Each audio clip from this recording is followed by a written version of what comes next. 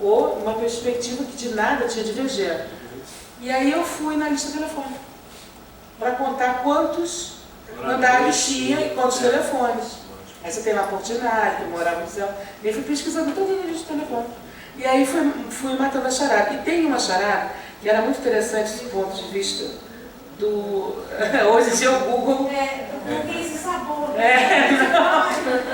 Não, Não tem mais lista telefônica, mas tem o... Talvez eu não tivesse nem parado pesquisadora, porque outros teriam acessado o Google, eu não teria sido necessário. Mas tem uma coisa que é interessante, que é o seguinte, a gente estava, você mostrou, não, foi realmente mostrar a Praça do Lido, e ali tem um edifício na esquina que tem um coroamento, e em fotos depois eu via que aquilo ali tinha mais 2 andares de cima. Aí eu e Paulo, assim, como é que isso acontece? Eu estou vendo errado. Eu estava vendo, vocês têm que se tocar, eu estava vendo tudo assim, atravessado.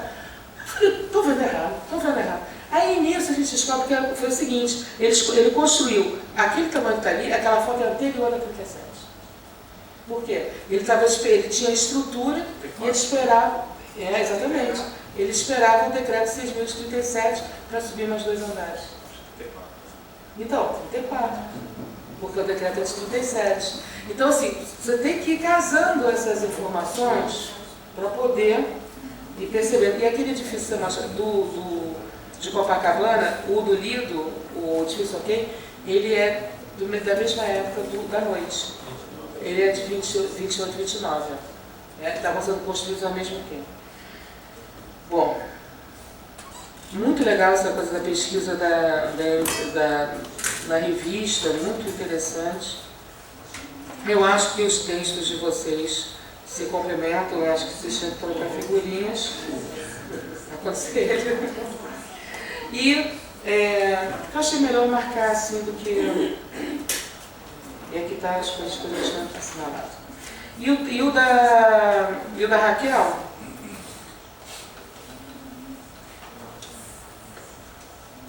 É o seguinte, o da Raquel, eu acho muito prático que você esteja no mestrado fazendo esse trabalho, que eu vou te dizer um negócio, é hercúleo. Sabe por quê? Porque São Cristóvão ele não teve só um peu, não, ele teve uma opção. Assim como a Tijuca, que vocês tiraram da parada, teve mais de um peu. Então, o peu, na realidade, a legislação é sempre uma mediação de conflitos, ela é um pacto, né? Você não vai até ali, eu vou até aqui, e combinamos assim. É um pacto que não funciona ali. Por quê? É sinal que existem muitos conflitos. Não é problema, porque, como diz o Cacciari, que eu gosto muito, a forma da cidade é uma forma de conflito, é uma forma de negociação de conflitos, né?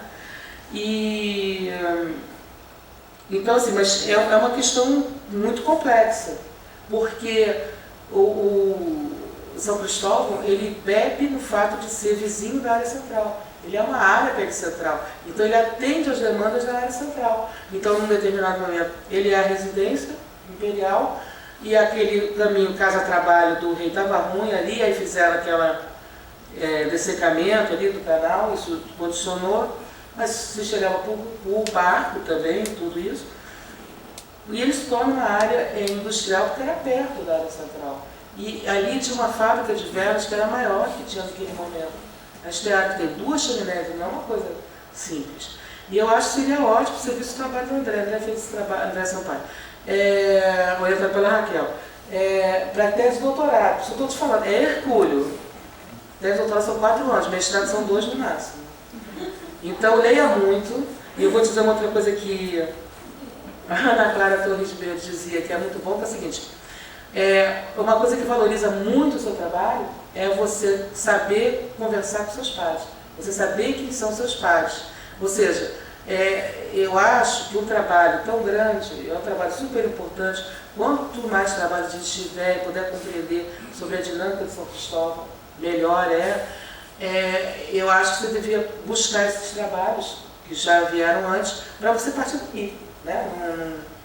Agora, esse trabalho, quando você fala do Porto Maravilha, dos ônibus e bônus, no fundo, eu e o André estava revendo a Parque São Cristóvão, na época do Porto Maravilha, e a gente parou. com a seguinte, foi a nossa negociação com a IAPH. Vocês não se metem lá e a gente não se mete a preservar nada nesse momento. Então foi isso, um pouco que aconteceu, lamentavelmente. Mas assim, foi preservado o Hospital dos Lázaros, a visibilidade para aquilo ali, toda uma série de situações. E ali, aquela PAC, ela não é uma PAC igual a todas as outras. Você tem que estudar ela bem, porque ela mapeia áreas residenciais diferenciadas. Eu não sei se os critérios são áreas residenciais. Se você olhar, todo o entorno dela é tombamento nacional. Todo o entorno da 7ª é tombamento nacional. E nas pontas você tem, foi agora preservado os silos fabris que tem perto ali da igrejinha. Você tem o reservatório, apareceu outro dia aqui, o do Pedregulho. Então você tem o Pedregulho, tem a habitação. É um material riquíssimo, né? E talvez essa ampliação trabalhar com preservação no conceito mais ampliado, porque você trabalha, como você pergunta assim, como é que a gente faz para preservar uma paisagem? Será que uma paisagem é algo a ser preservado? Eu não sei, eu não tenho resposta para isso, tá? Porque a paisagem me parece uma coisa dinâmica. Então, até que ponto você vai congelar uma dinâmica e até que ponto você vai fazer o que a Beatriz coloca muito bem, que é que você não pode negar às futuras gerações conhecerem outras coisas que já aconteceram ali. Então, assim, preservar não é passado, é futuro. Porque se você não tiver na perspectiva que existe o futuro, você não pensa nem em preservar o passado. E a história é toda hora, é o presente, é o passado, é tudo. Então, assim, eu acho um trabalho super interessante. E que me dá essa questão, né? Se é possível preservar uma paisagem, e uma paisagem que tem tantas histórias que se começam de uma maneira distinta, né? Eu não sei. E é isso, assim, eu achei muito interessante a articulação desses 3 temas, né? Eles chegam a mencionar, quando foi o negócio dos arquitetos, eles falam do produtor, do pequeno produtor, né? Que é importante, né? Quer dizer, é o arquiteto anônimo, né? Não é nem arquiteto, é engenheiro que faz. Ou nem é engenheiro, é mestre de obras. É uma produção inicial de São Paulo. Enfim, é isso. Eu queria mais abrir para perguntas do que... Estou colocando mais perguntas do que qualquer coisa.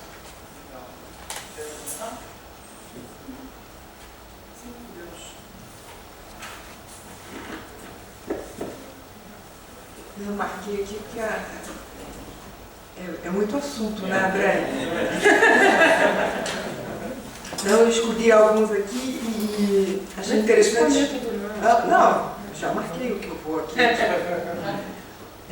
Eu achei interessante você começar dizendo sobre essa questão da paisagem, dessa certa desvalorização desse tecido, porque numa visão distante, né, ou mais externa, é um tecido que não tem valor. Em contraposição a essa paisagem que tem valor. Então, acho que uma das tentativas de afirmação dessa pesquisa é justamente da valorização desse tecido ordinário.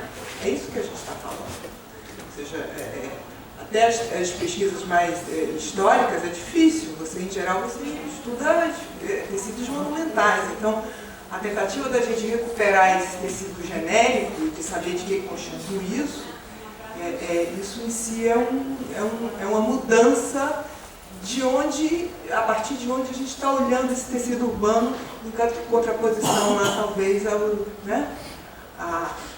essa longa história que tem aí sobre os estudos sobre morfologia urbana. E aí é engraçado porque o Levi, o Albert Levi, no dicionário da Choé, ele fala assim, que você começar a ter contato com as questões da forma urbana implica isso o reconhecimento de uma arquitetura urbana. Então, eu acho que quando a gente está encarando esse estudo do tecido ordinário, a gente está reconhecendo que aquilo ali é um tipo de arquitetura urbana. Então, acho que isso, só para Queria complementar um pouquinho esse negócio da paisagem. Você fala que Copacabana, para mim, tem essa questão da paisagem, sim, o tempo todo. Né? Você fala do mar, tem uma configuração urbana, né? Ser feita a partir desse desenho, dessa curvatura, né? Por mais que seja uma quadrícula, né? Ele foge a quadrícula, assim, espanhola, etc. Tradicional, do grid, né? Por conta da natureza. Né? Então, assim, é muito presente. Né? E o morro, logicamente. Né? Então, eu acho que esse desenho urbano de Copacabana, das pequenas praças, mas ele se adapta a esse mar, né? E essa montanha de trás. E essa dificuldade de acesso, eu até entendo, você podia chegar lá, mas você não podia chegar com a facilidade que vai ter depois para a especulação imobiliária, para a questão imobiliária, como a questão do transporte de massa do bonde, né? Que é a estação de bonde, quer dizer, uma centralidade através do transporte na praça, enfim. Né? Então, assim, lógico que tem a questão militar, sim, você tinha ali no Leme, né, as fortificações e tal, né, então esse acesso era de defesa, questões de defesa e tal. Então, a própria questão da dificuldade de chegar a Copacabana, né? Então, eu acho que o transporte é muito relevante nesse sentido, né? É diferente da zona norte, do subúrbio, no caso de Madureira, que era também mais fácil, no sentido de que esse caminho já existia tanto para Santa Cruz, né, essa transformação de acesso às redes, da Baixada, como foi falado, esses caminhos se expandem por esse sertão carioca, né, como eu falo, e depois com o trem, né, obviamente, né, ele é mais facilitado. Né, então, agora, a questão também do térreo com o comércio, edifícios altos, também esse contraste entre o edifício baixo de Madureira e o alto, logicamente está ligado à questão do mar, a questão do imaginário da praia, né, que é muito importante, normalmente temos imobiliário, o Copacabana evidentemente está ligado a isso. E é legal que você falou a questão da diferença entre Recreio e Copacabana, que os dois surgem de uma certa parecida, né? Que é o balneário, né? Quer dizer, da saúde, né? Do bem-estar junto ao mar, né? No caso Copacabana muito mais voltado ao turismo, né? Inicialmente balneário, depois turismo, né? E boemia, como acho que você falou também, né? Acho que se liga também. Né? Um novo homem que surge no século XX, né? Que está ligado ao mar, respirar, ar puro, né? E ao mesmo tempo é tão diferente porque o Recreio, a questão da falta do transporte, no Recreio aí surge o bonde, não existiu transporte no trem, não tem como chegar ao Recreio, né? Só depois das 50, depois do ponto da Barra, vai ter um acesso rodoviário razoável. Né? Antes não tinha, exatamente. E nenhum desses bairros, se for hidroviário, tem uma coisa interessante, porque nenhum desses bairros está ligado ao hidroviário. Né? Porque não tem o rio para Madureira, não tem Pavuna, não tem a Baixada, não tem, como tem Botafogo, tinha a estação. Mas você chegava a Irajá. Chegava a Irajá. E Botafogo você chegava de barco também, né? Chegava de barco e de Botafogo também, né? Mas Copacabana não. Barra não. Então assim, você não tinha como, né? Não, então, você tinha, porque o Guaratiba não se. Sim, mas aí já é outro tipo de transporte, outra história, né? Ainda é mais urbano, quase. Não. Quando você vai para Paraty. Né? Então, assim, nesse sentido, achei interessante, acho que esse estudo é interessante, essa diferença, né, não só de ufologia, mas de usos e de expansão da própria cidade, né, através de várias questões, entre vários transportes também, né, não só ufologia. Interessante. Esse diálogo nosso com a SNU, André, e essa escolha dessas localidades, Madureira não é um bairro residencial. Pois é. Não é? Na verdade, essa escolha e esse indicativo dessas áreas de estudo, elas vêm muito mais como um insumo dado pela própria SNU de locais que nesse momento estão sofrendo pressão por algum tipo de renovação. No caso, por exemplo, de Madureira, Madureira está no olho do furacão ali do Transcarioca, que tem uma nova legislação que está parada na Câmara já tem um tempão, que altera os índices urbanísticos ao longo de todo o Transcarioca, por exemplo, em tipologias absolutamente genéricas e que nada tem a ver com aquele próprio parcelamento que existe lá. É como se fosse quando a gente vê o que está disponível para a gente aí consultar, que é o que está lá tramitando na Câmara e tudo mais, a gente vê tipologias antigas, de embasamento e torre.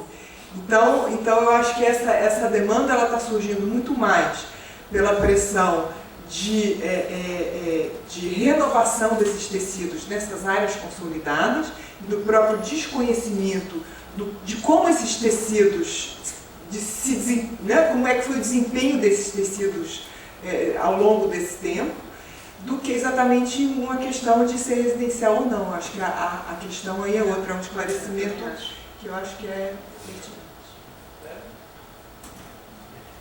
Você fez algumas perguntas mais gerais sobre a tese, né? Então eu vou só falar, porque acho que alguém pode também ter ficado curioso em relação aos capítulos, né? São 3 capítulos. O primeiro fala sobre a constituição do espaço profissional, né? Desde as guerras entre construtor, arquiteto e engenheiro no período, como o arquiteto indo para novas frentes de trabalho que não apareciam naquela formação Beaux-Arts. Então, o arquiteto agora que podia ser paisagista, o arquiteto que podia montar uma revista de arquitetura e ser um editor, um cara ligado à promoção da cultura, que podia montar uma exposição no Palace. Isso naquela época já. Isso naquela época. Então, assim, esse período, no fim, assim, como que eu cheguei no período? A principal questão, né? Eu estudava arquitetura moderna no período dos anos 40 e o Zé, meu orientador, falou assim: Clévio, eu acho que você tinha que ir um pouquinho, aquele velho, igual um pouquinho para trás. E aí eu fui uma década para trás. Quando eu comecei a ver as revistas, principalmente as revistas que tinham lá na FAO, da USP, ele disse assim: Zé, eu achava que eu conhecia algumas coisas do Rio, eu não conheço absolutamente nada. E eu comecei a mostrar para ele a quantidade enorme de edifícios, arquitetos, construtoras, que estavam lá, assim. Muita gente estrangeira, é um capítulo importante a escrever da arquitetura do Rio, a presença dos estrangeiros na década de 20 e 30 aqui, né? Era até a época também que a FAUSP estava fazendo o projeto de pesquisa dos estrangeiros lá de São Paulo. Então, assim, apareceu esse monte de coisa, e como que eu consegui juntar tudo isso? Todo esse monte de informação que para mim era nova, talvez os pesquisadores mais antigos aqui do Rio não seja novo, era o quê? O que eu percebi em todo aquele material gigantesco era um cara, um arquiteto, entrando em várias frentes de trabalho, né? Desde o funcionalismo público, que começa a ter a Secretaria de Urbanismo dentro das prefeituras, né? Então, o primeiro capítulo é sobre a Constituição Profissional, envolve ensino, educação,